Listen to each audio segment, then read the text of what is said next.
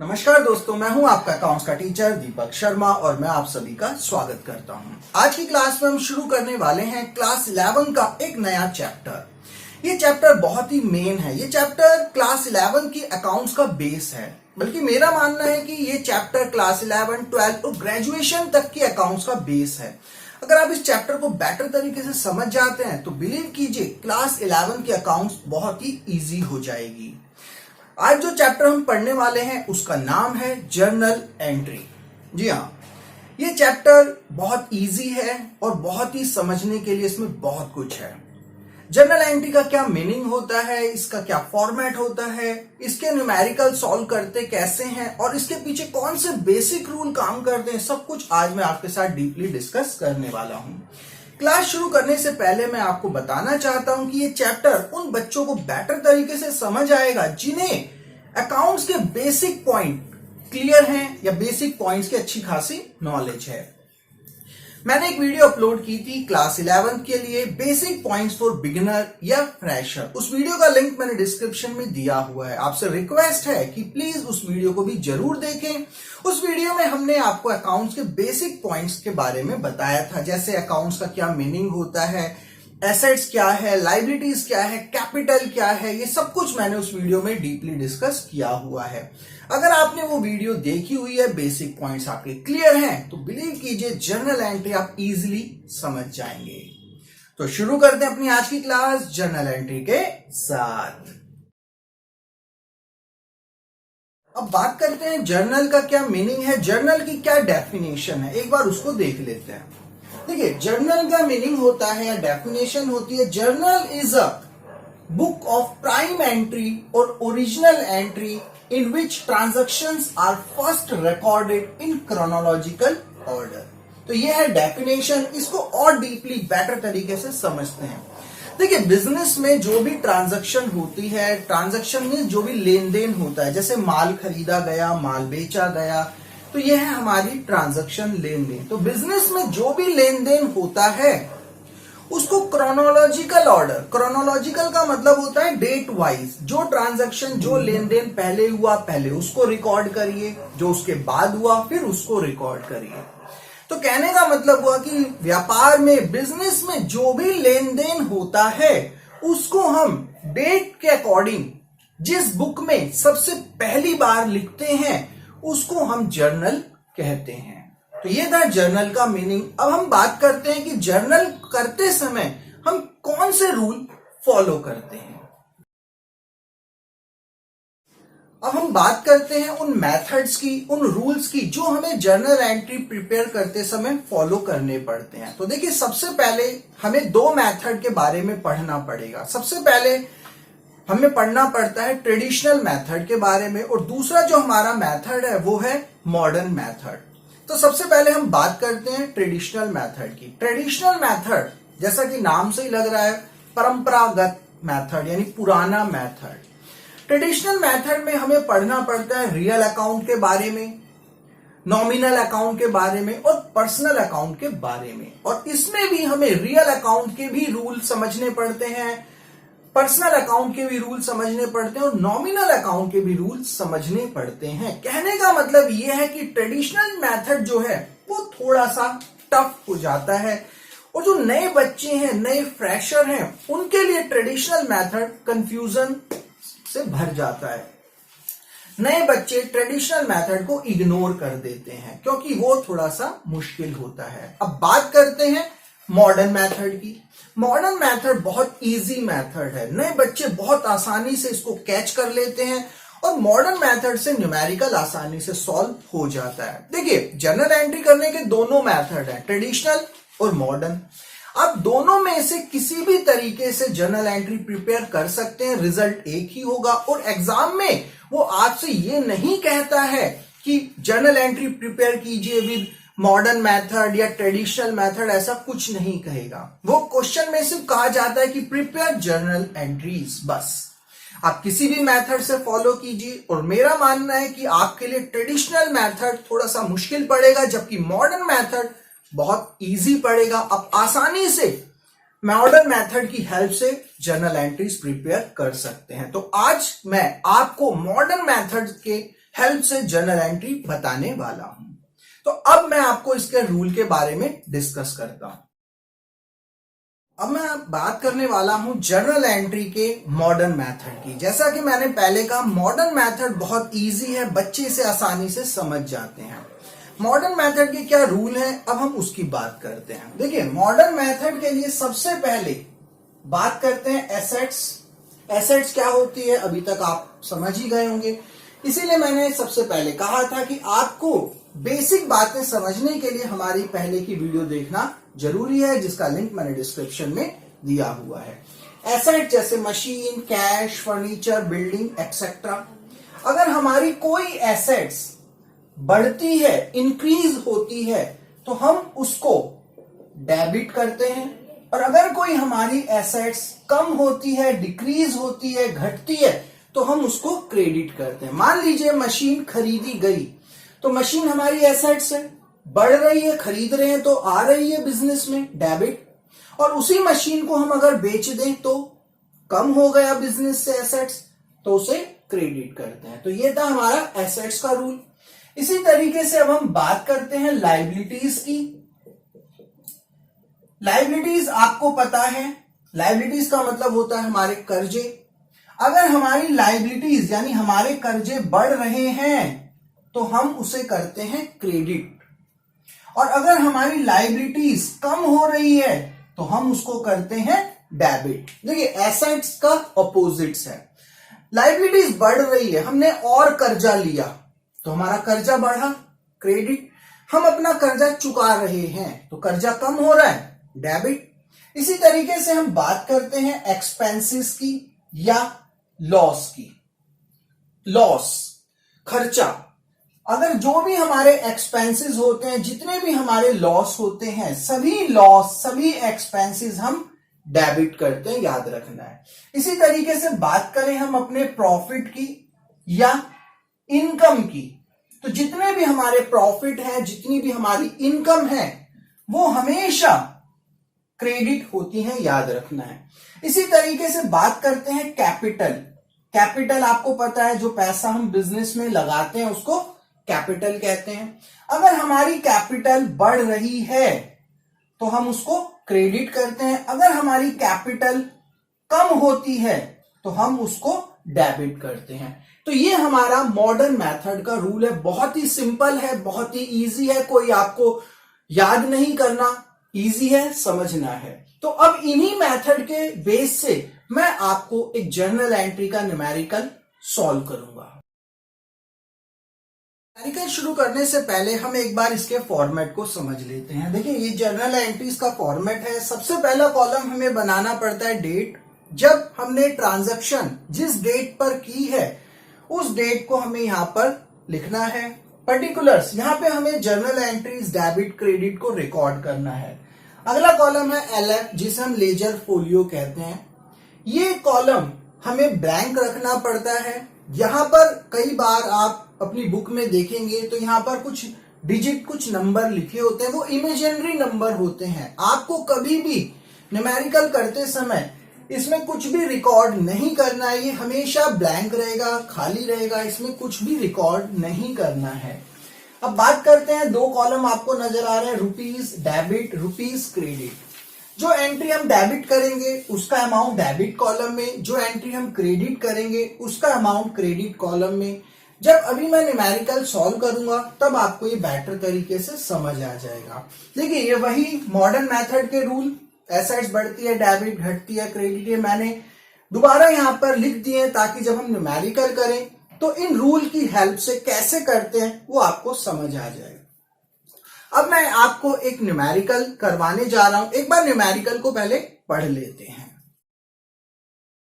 Numerical क्या कहता है एक बार देखते हैं। सबसे पहला पॉइंट है, started business with cash ₹1 lakh. 1 lakh रुपए से बिजनेस को स्टार्ट किया है। पेड इन टू बैंक ₹70,000, 70,000 रुपए बैंक में डिपॉजिट किए हैं। परचेज गुड्स 20,000 रुपए, पेड रेंट 5,000 रुपए, इंटरेस्ट रिसीव्ड 1,000 रुपए। तो यहां पर हमें 5 ट्रांजैक्शन, 5 लेन देन दिए हुए हैं। ये नॉर्मल लेन देन है और इसे हमें अपनी जर्नल एंट्रीज में रिकॉर्ड करना है। कैसे करते हैं अब उसको देखिए सबसे पहले अब हम न्यूमेरिकल शुरू करने वाले हैं। तो सबसे पहली ट्रांजैक्शन क्या थी? पहली ट्रांजैक्शन थी कि स्टार्टेड बिजनेस विद कैश ₹1,00,000। देखिए जब भी आप कोई ट्रांजैक्शन देखते हैं तो आपको ये रूल माइंड में रखने पड़ेंगे और उन ट्रांजैक्शन को इस रूल के अकॉर्डिंग सॉल्व करना पड़ेगा। जैसे ये न्यूमेरिकल पहली ट्रांजैक्शन क्या कहती है? बिजनेस शुरू किया 1,00,000 रुपए से। देखिए बिजनेस शुरू किया, आपको सबसे पहले पता ही है कि हम जो भी अकाउंट्स बनाते हैं वो बिजनेस के पॉइंट ऑफ व्यू से बनाते हैं, ना कि बिजनेसमैन की। ये तो सबसे मेन शर्त होती है। तो हमें यहां पर ये सोचना है कि बिजनेस में क्या आ रहा है, यानी क्या बढ़ रहा है, और बिजनेस में क्या घट रहा है, ये हमें सोचना है।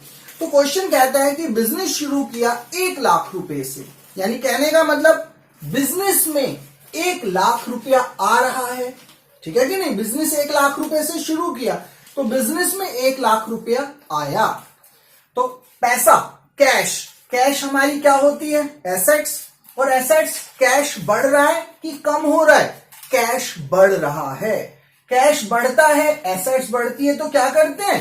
डेबिट करते हैं। तो यहां पर हम इसको डेबिट करेंगे। लेकिन क्वेश्चन में अगर आप देखें डेट नहीं लिखी हुई है। कई बार हमें न्यूमेरिकल में डेट गिवन होती है और कई बार हमें डेट गिवन नहीं होती है। अगर डेट गिवन है तो आपको डेट के कॉलम में आपको डेट लिखनी है, और अगर नहीं है तो आपको डेट के कॉलम को ब्लैंक रखना है, वहां पर आपको डेट नहीं लिखनी है। तो इस न्यूमेरिकल में आपको डेट नहीं दी है, मत लिखिए। तो मैंने क्या कहा? बिजनेस शुरू किया 1,00,000 रुपए से, तो बिजनेस में कैश आ रहा है, और कैश क्या होती है हमारी? एसेट्स। एसेट्स, कैश बढ़ रहा है, डेबिट कीजिए रूल के अकॉर्डिंग। तो यहां पर हम लिखेंगे कैश अकाउंट डेबिट। ये लिखने का हमारा जर्नल एंट्री लिखने का मेथड है। तो हमने डेबिट कर दिया। पहले हमेशा हमें डेबिट लिखना होता है और उसके बाद हमें क्रेडिट लिखना होता है। अब इसका सेकंड इफेक्ट, बिजनेस में कैश आया, कैश मतलब एसेट्स, कैश बढ़ रहा है, डेबिट। सेकंड इफेक्ट, बिजनेस में जो पैसा हम लगाते हैं उसको कैपिटल कहते हैं, या आपने बेसिक पॉइंट में समझा होगा। बिजनेस में 1,00,000 रुपया लगाया तो 1,00,000 रुपया क्या है? कैपिटल। तो बात करते हैं कैपिटल की। देखिए कोई भी ट्रांजैक्शन जब आप करेंगे तो आपको ये समझना पड़ेगा कि उसका इफेक्ट कहां पड़ रहा है, एसेट्स पे, एक्सपेंसेस पे, लायबिलिटीज पे, प्रॉफिट पे, या कैपिटल पे। तो इस ट्रांजैक्शन का इफेक्ट एसेट्स और कैपिटल पे पड़ रहा है। तो कैपिटल क्या हो रही है? बढ़ रही है आपकी, क्योंकि बिजनेस में पैसा लगाया, जो पैसा लगाते हैं उसे कैपिटल कहते हैं। तो कैपिटल बढ़ने पे क्या करते हैं? क्रेडिट। तो यहां पर cash account debit to capital account, इस तरीके से हम ट्रांजैक्शन को रिकॉर्ड करते हैं। कितने रुपए आए? 1,00,000 रुपए। कैपिटल कितनी है? 1,00,000 रुपए। आपको याद रखना है डेबिट क्रेडिट का सम इक्वल होता है। तो क्रेडिट के लिए आपको कहीं पे सीआर नहीं लिखना है। कई बच्चों को लगता है कि जी डेबिट के लिए तो डीआर लिख दिया, क्रेडिट के लिए सीआर क्यों नहीं लिखा? तो क्रेडिट के लिए आपको सिर्फ 2 लिखना है। ये सिंबल है क्रेडिट का। तो cash account debit to capital account. इसके बाद यहां पर हमें ब्रैकेट में नरेशन या स्टेटमेंट लिखनी होती है। ये स्टेटमेंट हमें बताती है कि जर्नल एंट्री जो हुई है उसको शॉर्टकट में लिखना है। तो जर्नल एंट्री किसके लिए हुई है? बिजनेस स्टार्ट करने के लिए। तो यहां लिखेंगे बीइंग स्टार्टेड बिजनेस। ये हो गई हमारी फर्स्ट जर्नल एंट्री, और ये नरेशन ये लिखना नेसेसरी है। तो ये हमारी फर्स्ट जर्नल एंट्री। सेकंड पढ़ते हैं। सेकंड है पेड इनटू बैंक 70,000। आपने 70,000 रुपए बैंक में पे कर दिए। पे का मतलब डिपॉजिट कर दिए। अब जरा इसको समझिए, बैंक में पैसा डिपॉजिट किया। अब जरा सोचिए इन 5 में से कहां पे इफेक्ट पड़ रहा है? आपने 70,000 रुपए बैंक में जमा किए तो आपका बैंक क्या होगा? बढ़ेगा। बैंक बढ़ेगा आपका, ठीक है। बैंक क्या होता है? एसेट्स होता है। देखिए यहां पर आपको यह समझना पड़ेगा कि कहां पर इफेक्ट पड़ेगा। तो बैंक आपका होता है एसेट्स, और एसेट्स क्या हो रही है? बढ़ रही है। बैंक में पैसा जमा करोगे तो आपका बैंक बैलेंस बढ़ेगा, और बैंक होता है एसेट्स। एसेट्स बढ़ती है तो डेबिट। तो यहां पर हम क्या करेंगे? Bank account debit. बात समझ आई? दूसरा इफेक्ट, अब पैसा बैंक में जमा करोगे, बैंक तो बढ़ गया, लेकिन आपकी जेब से कैश भी तो कम होगा। अभी आपके पास कितने रुपए थे? 1,00,000। आपने बैंक में कितने रुपए डिपॉजिट कर दिए? 70,000। तो बैंक बैलेंस बढ़ा, बैंक एसेट्स होता है, बढ़ा, डेबिट। साथ ही साथ आपके पास कैश कम भी तो हुआ, 1,00,000 में से 70 बैंक में गए, तो 70,000 कैश कम हो गया। कैश भी क्या होता है? एसेट्स, घट रहा है, क्रेडिट। तो यहां पे एंट्री बनेगी bank account debit to cash account. Bank बढ़ा, डेबिट, कैश कम हुआ, क्रेडिट। ठीक है कि नहीं? कितने रुपए? 70,000 रुपीज। ठीक है, अब यहां पे वही हमें narration, being paid into bank. कई बच्चों को लगता है कि जो न्यूमेरिकल है वही नरेशन या स्टेटमेंट है, ऐसा भी कह सकते हैं। आगे चलते हैं। Purchase goods for ₹20,000। आपने 20,000 रुपए का माल खरीदा। गुड्स मीन्स स्टॉक, माल खरीदा, तो आपके पास क्या आ रहा है? गुड्स आ रहे हैं, माल आ रहा है, स्टॉक बढ़ रहा है। माल खरीदोगे तो माल आएगा। स्टॉक किस में होता है? एसेट्स में। तो एसेट्स बढ़ रहा है, घट रहा है? बढ़ रहा है। स्टॉक बढ़ रहा है, तो बढ़ता है तो डेबिट।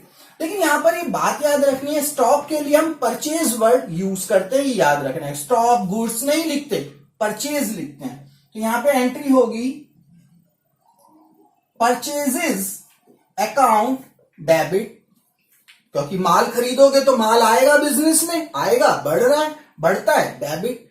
अब क्या घट रहा है? आप माल खरीदोगे तो पैसा दोगे तभी तो खरीदोगे, तो आपकी जेब से पैसा जा रहा है, पैसा घट रहा है। पैसा किस कैटेगरी में आता है? एसेट्स। पैसा बढ़ रहा है, कम हो रहा है? कम हो रहा है, तो क्या करेंगे? क्रेडिट करेंगे। तो इस रूल के अकॉर्डिंग यहां पे एंट्री बनेगी परचेज अकाउंट डेबिट, क्योंकि माल आया और माल को परचेज कहते हैं। और क्या गया जेब से? पैसा, तो पैसा क्रेडिट टू कैश अकाउंट। कितना? 20,000 रुपए। तो यहां पर हम लिखेंगे 20,000 रुपीज। स्टेटमेंट या नरेशन नेसेसरी है, बीइंग गुड्स परचेज। ये हो गया। नेक्स्ट पॉइंट, नेक्स्ट है रेंट पेड ₹5,000। आपने 5,000 रुपए का किराया दिया, रेंट पेड, किराया दिया। अब जरा यहां पर बताइए, किराया इन पांचों में से कौन सी कैटेगरी में आएगा? जरा सोचिए। देखिए, किराया दे रहे हो तो किराया हमारा खर्चा ही तो हुआ। जब हम किसी को किराया देते हैं तो किराया हमारा एक्सपेंसेस हुआ, और खर्चा हमेशा डेबिट होता है। तो एंट्री क्या बनेगी? एंट्री बनेगी रेंट अकाउंट डेबिट। सही है कि नहीं? किराया दिया, किराया हमारा खर्चा है, खर्चा हमेशा डेबिट। अब किराया दोगे तो आपकी जेब से पैसा जाएगा, किराया दोगे तो पैसा कम होगा, और पैसा क्या होता है? आपकी एसेट्स। एसेट्स कम हो रही है तो क्रेडिट करेंगे। तो rent account debit to cash account. कितने रुपए? 5,000 रुपए। यहां पे स्टेटमेंट लिखेंगे being rent paid. Next point कहता है इंटरेस्ट रिसीव्ड 1,000 रुपीज। ब्याज मिला 1,000 रुपए। देखिए, ब्याज मिल रहा है तो ये हमारे लिए खर्चा है या इनकम है? क्योंकि मिल रहा है तो ये हमारे लिए प्रॉफिट या इनकम की कैटेगरी में आएगा। और क्या करते हैं इसको? क्रेडिट। देखिए, यहां पर मैंने आपको पहले ही कहा, हमें ये सोचना है कि क्या आ रहा है और क्या हमारे पास से जा रहा है। तो हमें 1,000 रुपए का ब्याज मिला तो पैसा आया, ब्याज मिलेगा तो पैसा आएगा। पैसा किस कैटेगरी में आता है? एसेट्स। एसेट्स, कैश एसेट्स होता है। बढ़ रहा है, कम हो रहा है? हमारे पास कैश आ रहा है तो कैश बढ़ रहा है, यानी डेबिट। तो यहां पर हम क्या लिखेंगे? एंट्री बनेगी कैश अकाउंट डेबिट।